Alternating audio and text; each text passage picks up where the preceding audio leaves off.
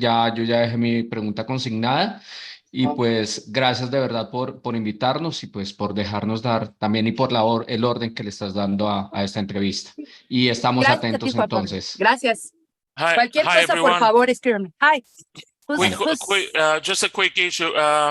I'll be distributing the audio of the interview to the Brazilian outlets. So Adriana, you don't have to worry about sending them, and everyone here that's from a Brazilian outlet, you can, or Simone Cato, or For Music's publicist, so we can send you the audio of the interview. Okay. Thank you so Thank much, you, Nando. I'll be asking for this audio, please. Yeah, Simone will send everyone from Brazil, everyone that's here from Brazil. Don't you worry about sending an email to Adriana. You can write directly to me or to Simone. Okay. From our team, and we'll be sending you the audio of the press conference. Okay. Thank you, Nando. everyone. Thank you. You're so welcome. Have a great conference. Thank you, man. And enjoy yourself talking to Bruce. I just think that we will, man.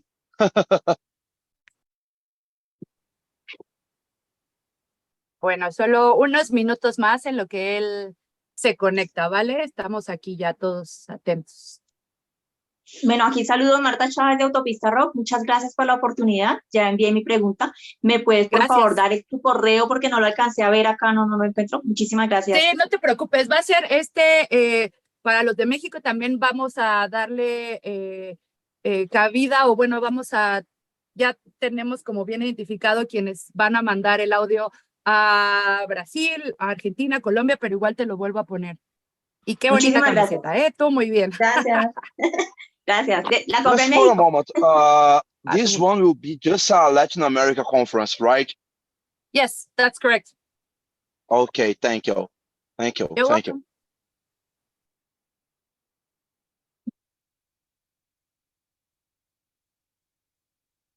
you. Ya está aquí Bruce. Ya voy a comenzar, voy a ponernos a poner a todo mundo en mute. Y nada más, ¿vale? Entonces, por favor, les encargo igual que ustedes tengan cuidado de no activar el micrófono.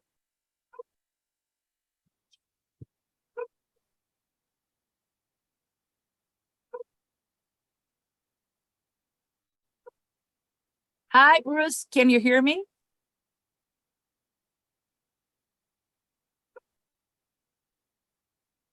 Bruce? Hi.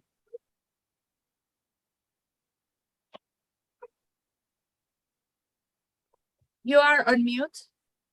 I am unmuted. Yeah, I am now. Awesome.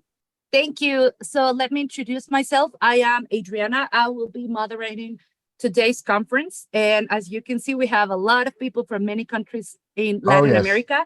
Yes. So I want to welcome you. Just let me tell you very quickly, right now I will be doing all the interviews so it can flow much better. So do you want to say something before we start with the questions? Whatever you can do. Yeah. Maybe a little chat to everybody. Okay. Thank you so much. Oh, well, hi everybody. I'm waving at you. You can't see me. Hang on. Let me just let me put the video camera on. Hang on. There we go. Yeah, stop it. You cannot cast your video because the host has stopped it. Okay, right, whatever. Okay, whatever. Sorry, I did it. I'm sorry about that. Yeah, I'm waving at you. I'm waving at you all. How are you all doing?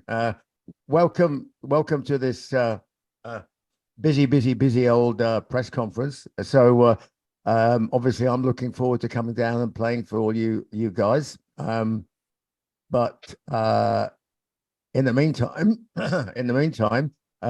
ask me some questions, and I'll tell you some more information. Okay, recording ma'am. in progress. Thank you so much, Bruce. Thanks. I want to start first with my colleagues from Chile. Sonar FM, Fernanda, can you please put me your question here on the chat or on the private chat with me, please? Meanwhile, also this is a newspaper in Colombia, El Tiempo. So the question from Andrés Hoyos, it's, how was the experience of working with Tony Lee and Stas in the artistic concept and narrative of the Mandrake project? Well, Tony Lee and Staz have been absolutely amazing. I started working with Tony Lee because the artistic concept of Mandrake, if you like, or well, the story and the characters, and that's basically my story. So I went to Z2 Comics and they introduced me to Tony Lee, and we got on great. And I realized that, you know, I've never written comic script before. I've written stories, I've written books, I've written screenplays, but comic script is something different. And Tony and I get on great. So we are well on the way to script number 3 for episode 3 at the moment. Obviously, looking at which artists to get. Tony was the guy that suggested Staz Johnson. And as soon as I saw his stuff, I was like, this guy's brilliant. So that's how Staz and Tony and myself got together. And in fact, we have another artist on board now, Peter Kowalski, who is doing a lot of every time we do a flashback or a scene in a different time period or something, then Peter will be looking after those duties. And of course we have Bill, I keep saying his name wrong, I guess, but Bill Sinkiewicz on doing the cover art, which is just amazing, you know. So it's a great team. Thank you so much, Bruce. Now I move on with another question. This is from Brazil, Igor Miranda, and he says, on your solo albums, you usually write songs in partnership. First with Yannick, then with Alex Dickinson, and since Bolt to Picasso with Roy C. On this new album, you got almost the entire band from the previous album, Tyranny of Souls. These are two rare things among solo artists, and I think it's a good thing to treat it like a band. How important it is to you to work as a team on a solo album, whether in songwriting or having the same team from the previous album? Well, I always, even though it's called a solo album, you know, for me, it's always a band that, you know, so I treat it like, you know, I'm in a band for my solo record. I mean, we're taking a band on tour and we are going to be a band and do things that we do. We're going to hang out and just, you know, have fun and play chess. I don't know. Thank you. Now I have another question from Argentina. So this is from El Cuartel del Metal, from Lucas Barrio Nuevo. He says, almost 20 years have passed since Tyranny of Souls. What do you feel has changed personally when you rediscover solo music composition after so long? Well, I certainly didn't feel the need to go and just reproduce stuff I'd done in my past, because you know, a lot of it, I think I'm very proud of all of it, but some bits of it in particular, you know, something like Chemical Wedding is obviously a highlight. Tyranny of Souls was an album that was it was unfortunate that we did that album. We had really nowhere to put it, as it were, because I was so busy with Maiden, which was fine. But now we've got some space, and back in 2014, I had you know, really quite a few ideas, so I you know, I presented them, and the idea was that there would be a story running through the album. As it turns out, there's a story running through the comic, which is a 3-year project, a kind of a separate issue from the album. But the album itself has become a musical story, not a literal story. Thank you. Now I do have the question from Fernanda Hein from Chile.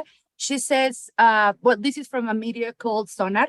Understanding that the Mandrake project isn't just an album, that it's a multi-dimensional project intertwined in music and graphic storytelling, Dr. Necropolis and Professor Lazarus represent opposing forces within the storyline, each with their own motivations and visions for the future. What inspired the dynamic between these characters And if you can discuss if there's any particular character or element of them that resonates with you personally. Oh, there's characters. The characters in the movie. Sorry, in the movie. I wish it was a movie.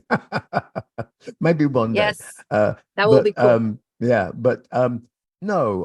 Of course, I take elements from situations in my life, from people I've met, from people I've encountered, and things like that. And I take them and I import them into the motivations of characters, and I try and make the motivations of the characters fit the problems or the trials or the issues that they've had when they were brought up, their upbringing, things that happened to them. And sometimes just some people are just basically not very nice, you know. So all of those things go into the pot. But yes, I mean, I write from people that I have met or know, or people that maybe I haven't necessarily met them, but you know, I've seen plenty of documentaries about them on TV. You know. Thank you. Now I have to move on with another question. It's back from, well, not from, to Colombia. It's from a media called Radionica from Hector Mora. He says, as a creator, what do you feel that you can explore with your music that's different than what you have presented, you know, throughout all your musical trajectory? Well, I mean, every time you write a new album, it's like you're giving birth to something with a personality and something with a little bit of individual soul. It's not something that's just thrown together. I mean, probably some people do that, but not me. But for me, it's a really important event. I mean, this one has been nearly 20 years before it's finally been released. And so, you know, for me, it's just about making the songs different without trying too hard, authentic, you know, without having to go around telling lies and pretending you're something that you're not in the music. You know, the storytelling in the songs should be represented by the music that plays it, if you see what I mean. So there are some cool stories in this record, and that's why every track is different. Different in terms of, it's slightly different in terms of interpretation and style. And there are things on the record that, you know, frankly, I mean, you know, if I was, let's say, and this is a question that somebody's probably going to ask, so we get it out of the way now. That, you know, what's different about you doing your solo stuff to doing stuff with Iron Maiden? And the difference is that, you know, it's not Iron Maiden. When you're doing Iron Maiden, you're, you know, really conscious that you have a style to respect and a legacy and a history and everything. But all I have to respect with my solo stuff is the authenticity of the voice in terms of the song and the way it's presented. So, I mean, an example, for example, is a song like Resurrection Men, which I don't know if people have heard the record yet, but, you know, I mean, it sounds like the beginning of a sort of like Quentin Tarantino movie or Morricone or something else like that. And people pick up on that. And I say, well, yeah, well, there's an example where I can join, you know, I can put Ennio Morricone in a bit of, you know, a bit of that sort of spaghetti Western vibe going into like a sort of a Hawkwind type riff, going into this mega sort of like bass Geezer Butler thing that Roy invented in the middle of it. So those sorts of, you know, mashups are things that I can do as a solo artist.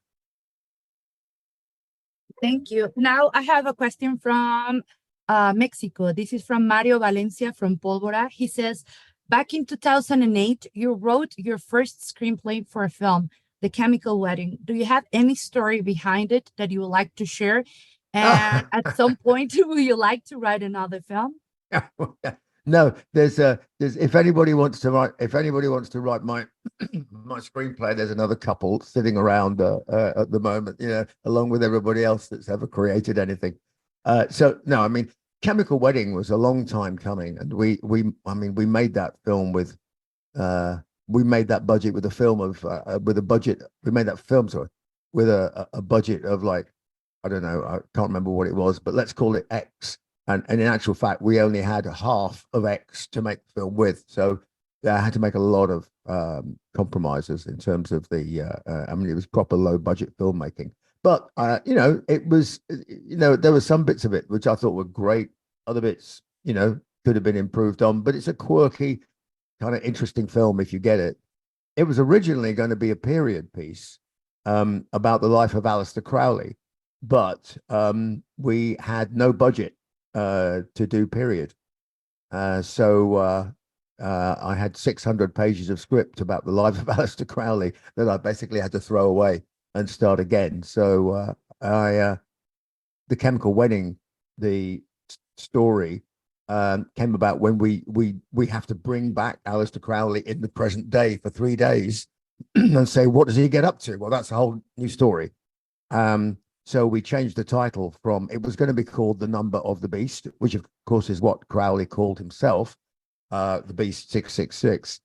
We changed the title to The Chemical Wedding because by that time I already had the album out, and I thought that the title track of the album would make a great opening title scene for the movie as well. There you go. It's a bit more than I intended to say, but there you are. Thank you so much, Bruce. Now I have another question. This is from Javier from Nación Rock from Chile. He says, as the concept of the album is full of details and a very interesting story, do you plan to bring those details to the stage with videos or special scenography? And how it's been the chemistry inside the band during the rehearsal so far? Well, the chemistry inside the band for rehearsals, I can't tell you about that yet because we haven't started. But I mean, I know everybody, and I've played live on stage with Tanya, obviously in South America a lot. So people will have seen me on stage with Tanya. They know what she does. They know obviously with a classical thing, so that's a little bit different to a rock and roll thing. But yeah, we're going to have some screens, we're going to have some videos, but we're not going to have people coming on trying to be actors and stuff like that. It's not that type of record. And of course, we'll be doing a lot of stuff from Accident at Birth and from Chemical Wedding, because I think those are things that, I have to play those things because people haven't heard them for 20 something years. Some people have never heard them. So this is going to be a bit of a celebration. I would expect probably, maybe 4 songs off the new album, and the rest will all be from, everything from Balls to Picasso. And of course, we're going to have to play Tears of the Dragon. Thank you. Now I have another question. This is from Rolling Stone Brazil, Pedro Figueiredo. What it was like to premiere Afterglow of Ragnarok in Sao Paulo's Comic Con. Can we expect surprises in the concerts in Brazil? Sorry, what was the last bit? Something about the prices? Oh, surprises that surprises. Sorry. Yes. Sorry. Don't worry. Sorry. No. Well, no, I'm not going to suddenly go, hey, here's a new album that you didn't even know I'd made. No, one's enough for now. But no, I mean, Brazil, the great thing is just going to be there. Is just going to be there on stage in Brazil. It's going to be fantastic with this band. It's an incredible band. I mean, and we're going to have we've got a lot of stuff that we did for the 2 videos for Rain on the Graves and Ragnarok. We've got a lot of special effects stuff we did there that we can put, on the screens. But I'm not going to be using the screens as some kind of choreographed backdrop. We're not playing to a click track. This is not like this is not going to be what you would call a modern show in which the musicians are puppets and there's a computer in the background playing everything. This is all going to be analog, really kind of authentic playing from people, and you know, I want us to jam. I want us to jam like it's 1972. Thank you. Now I have another question this is from Argentina, from Matias Gallardo of Headbangers. He says, among other things, the album has been described as a dark adult story of power, abuse, and a struggle for identity. No, the reason I'm laughing is because they got the press release wrong, and the guy that's the story of the comic. Oh, okay. It was so badly written. It was so badly written that people thought interpreted it, and I understand why.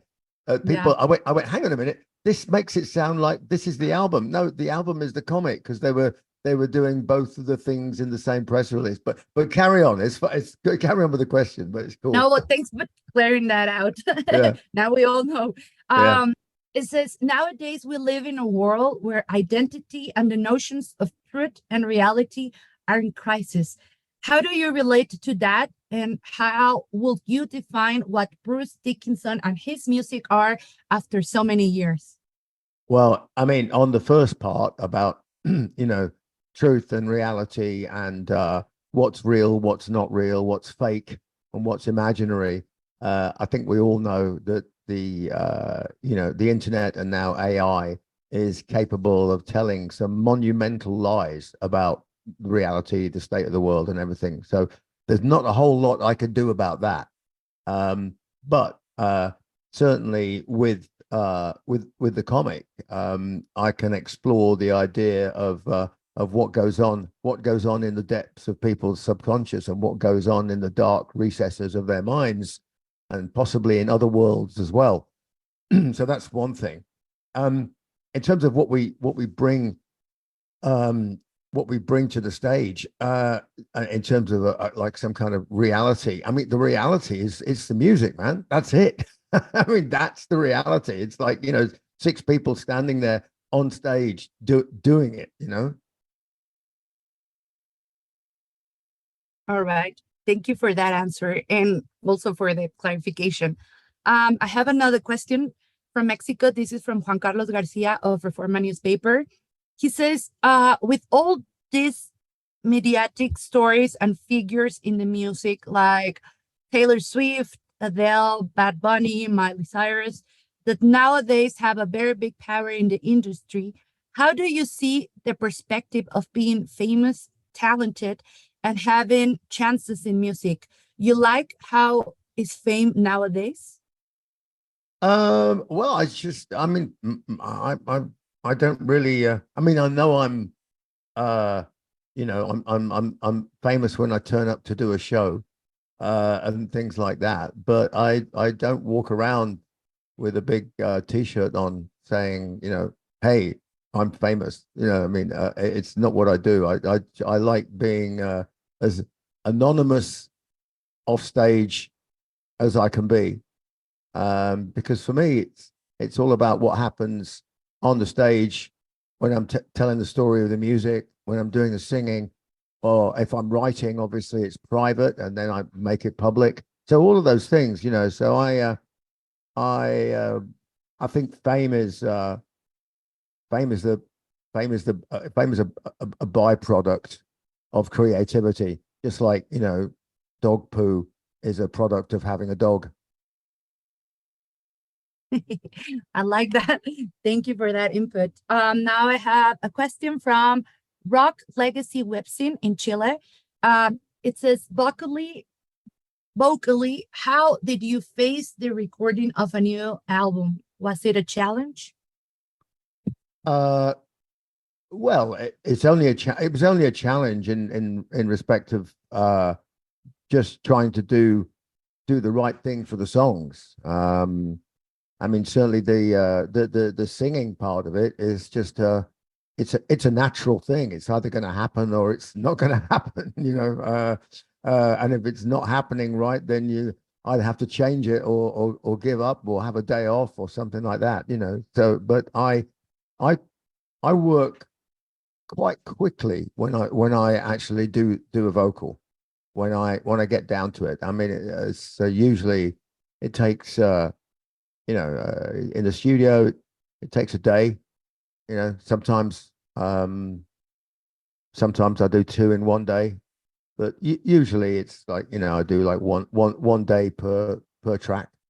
But some of the songs on the album go back a long way. They go back like almost 25 years.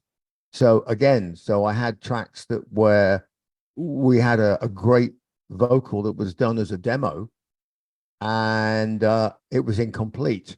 So I had to not copy exactly, but I had to complete the puzzle of the song 20 years later. So it was quite cool actually, because it was like, wow, voice doesn't sound that different 20 years down the track. That's not bad. Thank you. Now I have another question, and this one is from, just give me a minute. It's from Magazine Uno, Canal Uno, Alex Aldana. This is from Colombia, and it says, as a historian, teacher, and a musician, how do you analyze the substantial changes that the music industry has undergone in recent years, and in which many genres have had to transform in order to remain? Well, I mean, the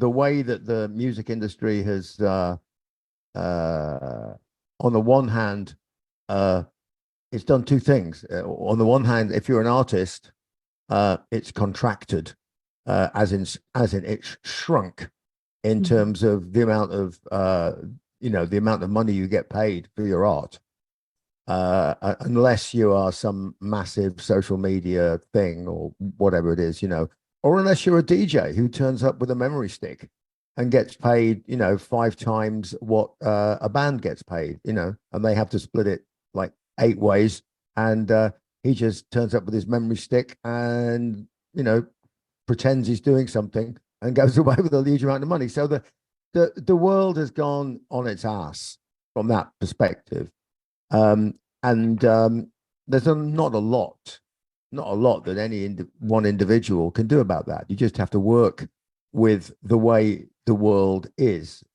So I have no desire whatsoever to be a DJ. I'm a singer. I'm a musician. I have bands and people like that, and they all have to make a living playing with me. So I do the best I can to make sure that everybody's happy, everybody's making a living, and we can go out and play great music. In terms of the way that records are sold, well, records, downloads, things like that. I think that I think it's a lose situation for everybody. I mean, you have all the things like Spotify and stuff like that, who are basically ripping off musicians by paying them next to nothing for playing their work, and still they can't make money. So they're not making money. The musicians aren't getting paid. New bands can hardly afford to start up, but they do. Why? Because they love what they do. It's that drives them. It's that motivates them. So if the streaming services could manage to actually pay people properly for when people listen, which probably means that people listening have to pay more, which I frankly don't object to, and I don't think probably most listeners would. Maybe less people would listen, but it would be people who care, not people who just do it because it's cheap. Of course. Thank you. Now I have another question. This is from Argentina, from Efecto Metal magazine. What relationship have both the album and comic? Are they independent one from another? I think you already spoken a little bit about that, but if you can tell us more about it. Yeah, I mean, so the comic kind of came out of the album in 2014, but then in the intervening 7 years took on a life completely of its own. So originally it was going to be one comic of like 20 pages, and the album was going to tell a story that was to do with the comic in 2014. But as I developed the story and the characters, I realized that you couldn't link the one with the other so directly, because it was very restrictive for the album, which was sounding amazing. And the comic had grown to being a 3-year project. So what I would say, so there are links. There are some songs that do have references to stuff that goes on in the comic, and there's stuff in the comic which will reference not just this album but other albums that I've done in the past, because I can steal dialogue from myself and drop it in there, you know, which people will recognize and go, oh, hang on a minute, that's a line from, I don't know, wherever, Chemical Wedding or Accident at Birth or something. But I mean, Watchmen does that all the time with various, you know, media things throughout its 12 episodes. But so the relationship, I would say, between the two of them now, yeah, it's like you walk into a forest and there's a big tree, and one says the album, and next to it is another big tree, and it says the comic, and they are freestanding. They're not leaning on each other. If you chopped one down, the other one would still stay upright, but they are linked. And the bit you can't see is where the roots grow and they tangle up with each other. That's the link. That's the analogy that I would use, the picture, because I think in pictures because I'm dumb. Okay, thank you for that answer. I have another question here. This is from Wikimetal from Brazil. Beatriz Cardoso is asking this. She says, what is the thing that you enjoy the most about the whole process of making the Mandrake project? The thing I enjoy, the two things I enjoy the most is coming up with the ideas and the inspirations and the stories behind the songs. I enjoy that process. And then we're just going to fast forward to listening to the album when it's finished and going, wow, that's amazing. Because in between is a whole world of uncertainty and hard work and scratching your head and being in the studio and pushing little buttons to make things happen, which I realize you have to do, but it's not really as exciting as the initial moment of creation. But the rest of it comes with the package, unfortunately. To get it to go in it's one thing to hey, it's like making a baby, you know. I mean, yeah, I mean the initial event is like, yes, and then you have to wait 9 months and then it gets better. All right.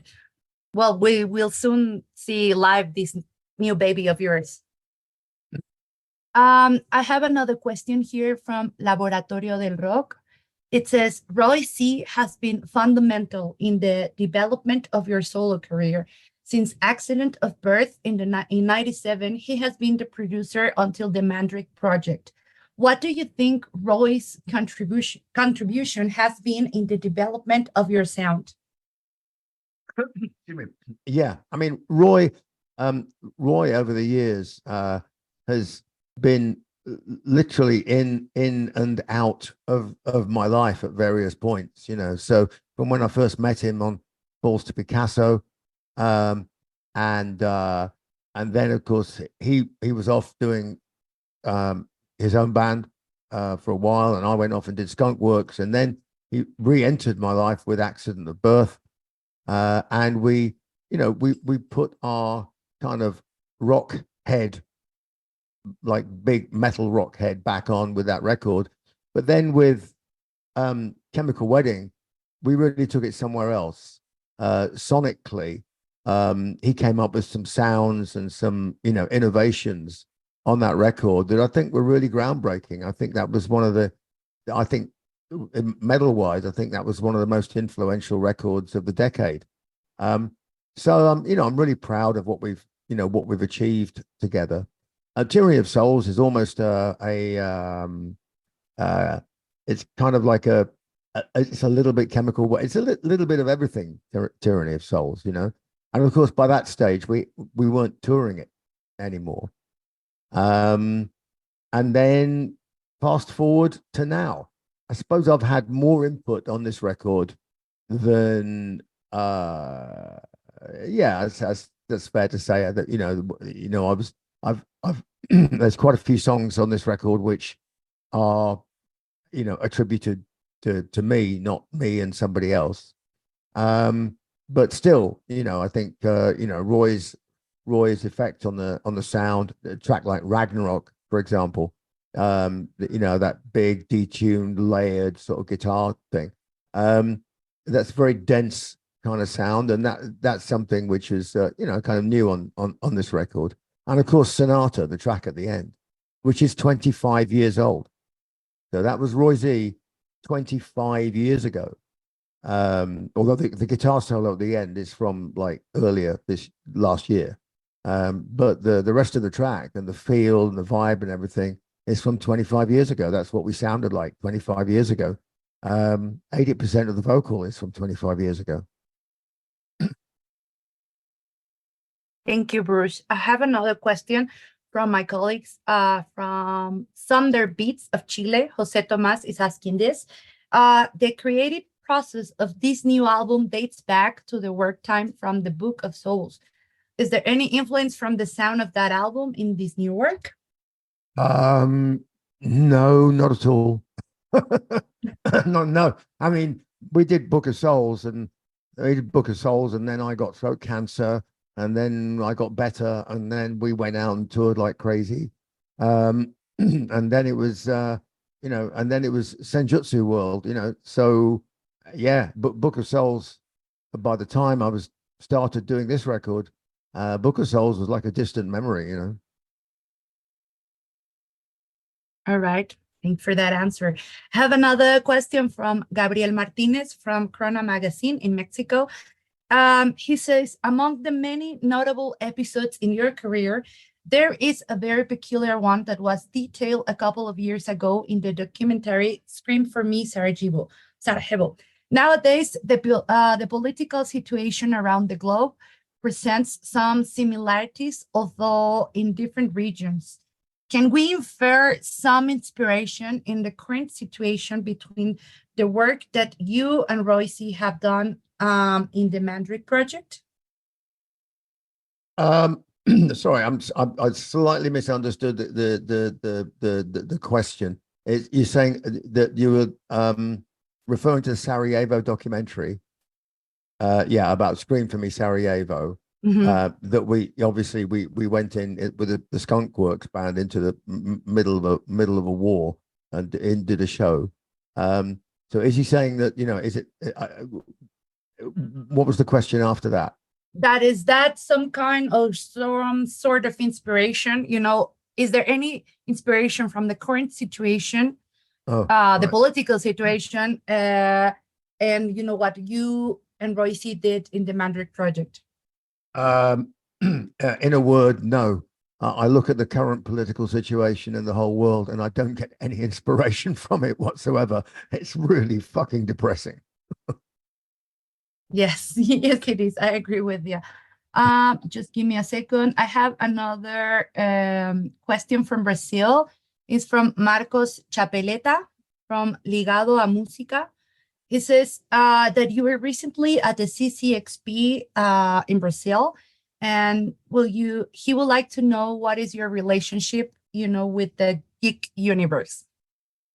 With the what universe? Sorry, the geek universe. The geek universe. Well, I am a closet geek. I mean, look, I mean, I'm a weird kind of a geek as well, because I basically am like an analog geek.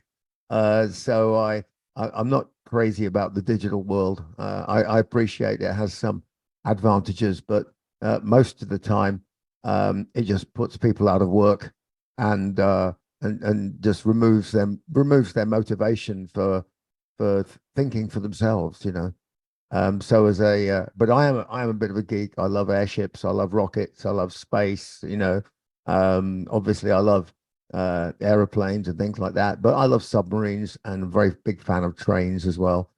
Any form of mass transportation turns me on. Thank you for letting us know that. Now I have another question from This is Colombia from Radio Online Pusagasuga. I hope I said it okay. From Luis Carlos Chacon. He says that if you could, work with someone that you haven't worked before, that who would it be and why? Oh, wow.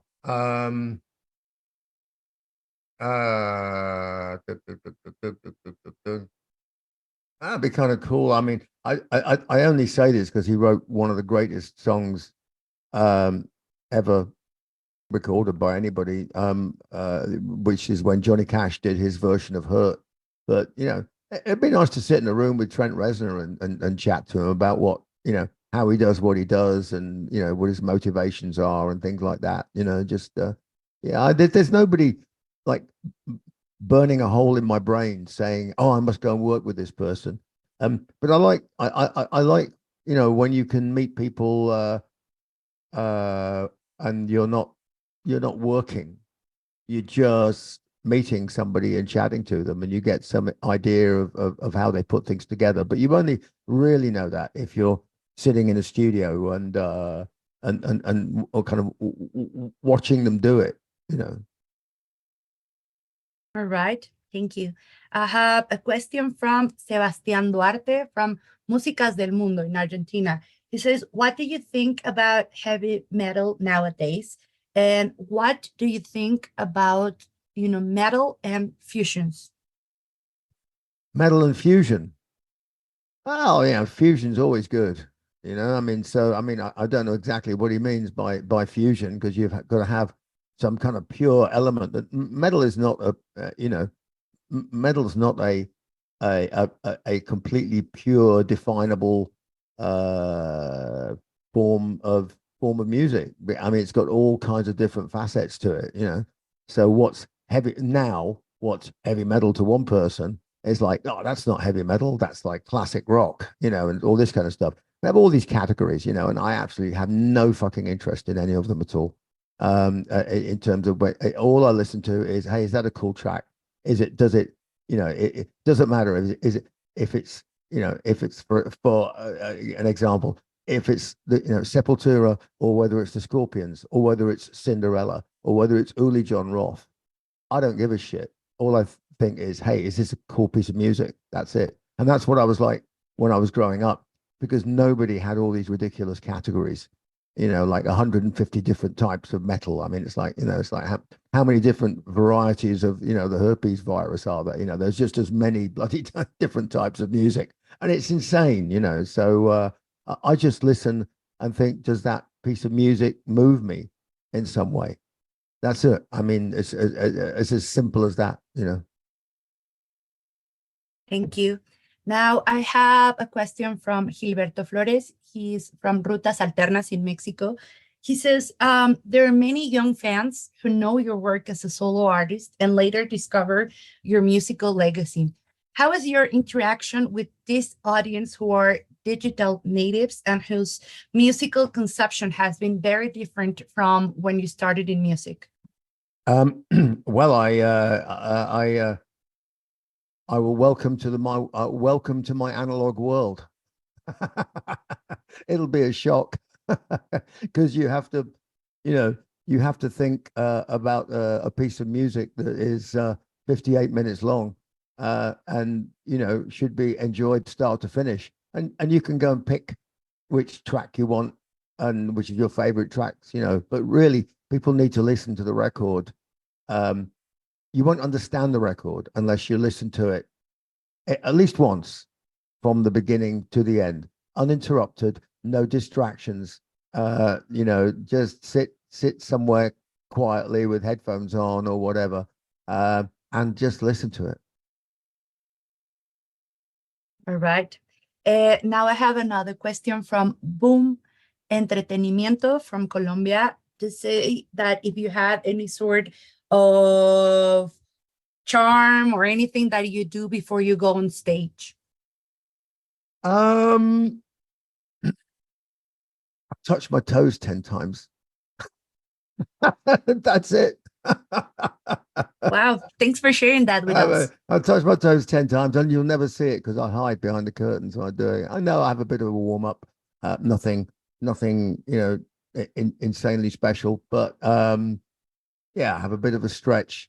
I've got a big flask of coffee and some water. That's it.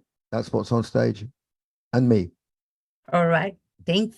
Now I have another question from Luis Montiel. He is from a radio station called Reactor 105.7, Track Attack.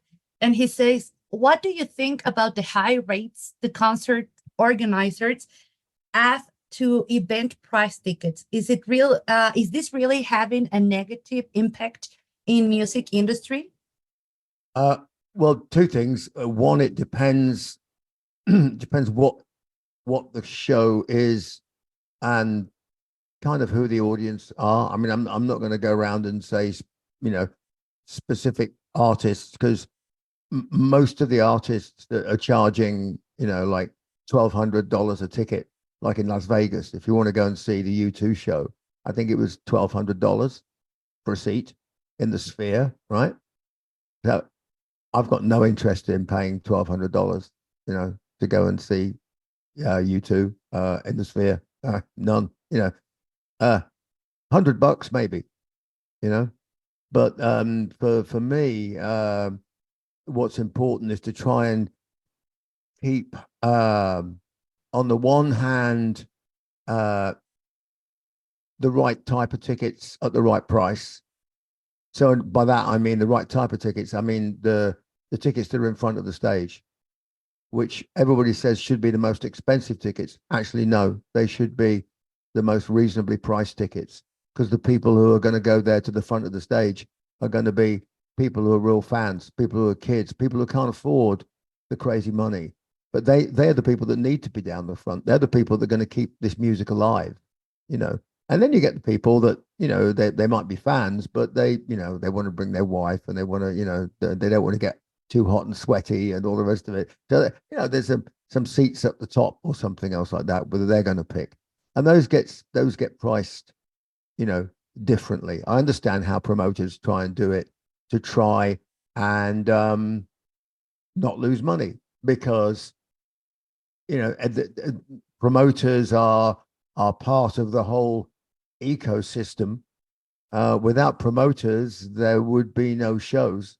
The promoters have somehow got to make their money back, So it's a delicate balance. But in general, ticket prices have gone through the roof, and some of the ticket prices that people pay, well, some of the prices people pay, for me, it's insane. I would never pay that price. But then again, I'm probably not a fan of that particular artist. So, it's people who are, maybe they think it's worth it. I mean, certainly with my shows, we've always tried to keep the ticket prices within the normal boundaries, and the same with Maiden.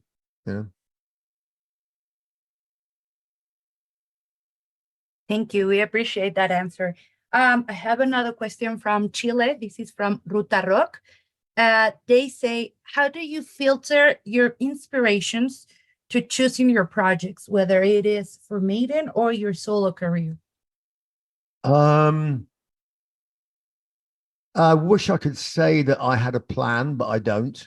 I just go on instinct, and how much energy I can devote to actually completing something. Because I'm one of these people that has, I mean, when I was a kid, my history teacher accused me of having a brain like a grasshopper, because I would just jump from one thing to another thing to another thing to another thing. And I was like, well, why is that a bad thing?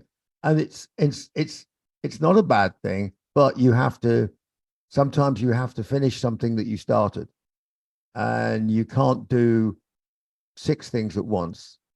In fact, you can only do one thing at once, but you can maybe flip from one project to another project and do it like that. So it's only really, I look at the projects and ideas I have as, it's almost like survival of the fittest. It's like Darwinian selection, which which one is this is a great idea, but is it going to survive until next week? You know, because given my life and all the pressures on it and things like that. So you have to really pick which project you're going to go with. Thank you. Now I have another question from Juan Pablo Alvarez of Colonia Records in Colombia. He says, rock has evolved, changed over the years. Both you and your band change and evolve.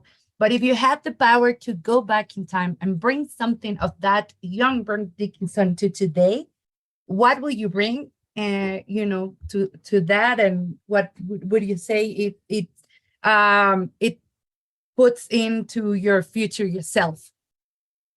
What would I bring back from what would I bring back from myself? Your younger self, yes. My younger, what would I bring back from my younger self? Yeah, I suppose nothing, just a body that didn't hurt. Simple as that. All right. Now I have a question from Gabriel Gonzalez from Sonoridade Underground. He says, did you feel a big difference between scripting the story of a graphic novel and writing a song? Yeah, the two things are quite different, actually. So when you're writing when there are elements, I suppose, of things that when you write a song, very often I'll start off writing 2 or 3 lines, and I won't even at that point have a story for the song. I won't know what the song is about, or it'll just be those words sound really good with something. I mean, an example would be a song like, you know, Afterglow of Ragnarok, where I have no idea why I sang Afterglow of Ragnarok, because it just sounded cool with the chorus when we were writing it. And I thought, oh my God, Afterglow of Ragnarok. What the hell is this all about? So I had to kind of reverse engineer the story of the song. And of course, it was nothing whatsoever to do with the comic. So at that point, when we did the video, I had to create a comic in order to do the video and in order to relate the song to the comic. So Afterglow of Ragnarok turns out to be a trip. It's like a hallucinogenic trip inspired by drinking Mandrake Potion by Dr. Necropolis. There's your get out of jail free card. It was a dream, you know. So so from that perspective, that's the kind of link. But I don't that's it gives you an insight into the way that, you know, the way that we, you know, that you get to think sometimes. And, you know, and actually it is true that, you know, ironically, sometimes, you know, money can play a part in creativity, or lack of money can play a part in creativity, because, you know, you can't go off and say, oh, I want to do this. You guess what? Yeah, there isn't any money to do that. You know, what are you going to do instead?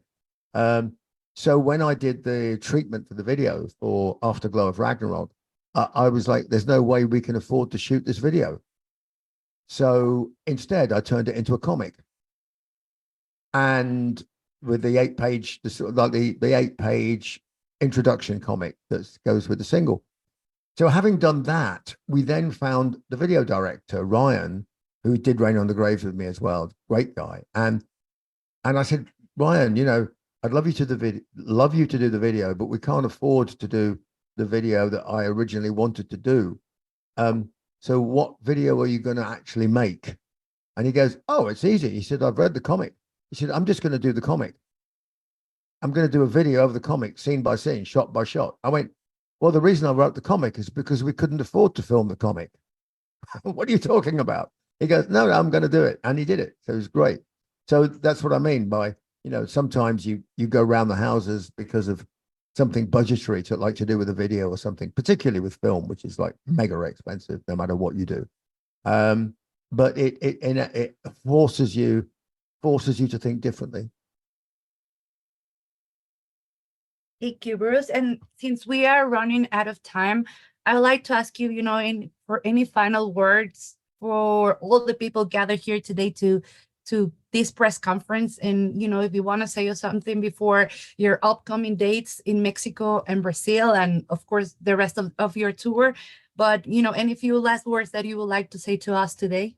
Yeah, I mean, I am so looking forward to coming down, and Guadalajara is going to be the well, actually there might be a couple of warm-up shows in the LA area, but maybe I shouldn't have said. Oh well, anyway, never mind, just said it now. But but Guadalajara will be the official opening of the tour, and then Mexico City, which if we can find our way there through the inevitable traffic jam, then it'll be great. And then we hit Brazil and finish in Sao Paulo, which is going to be, I think, kind of extraordinary. It's going to be a really, really great tour. Really looking forward to it. And then we hit Europe. So no, just come and see us, pay a visit, pay your respects to the Mandrake Project, and have a chemical wedding on me, and don't have an accident at birth. And but you can all sing Tears of the Dragon as well. Thank you so much. We are looking forward to those dates in Mexico and Brazil. Thank you to all of you guys for being today. And I'm sorry I couldn't say all of your questions, but we have, few reduced time. But thank you to all. Thank you, Bruce. And I hope you all have a good day. Yeah. Thank you. Thank you. Thanks, everybody. Thank you so much for being with us. Thank Thank you. you so much for Bye-bye. being with us. Love you. Thank you, Bruce. Thank you. Bye, Bruce. Thank you, Bruce. Record.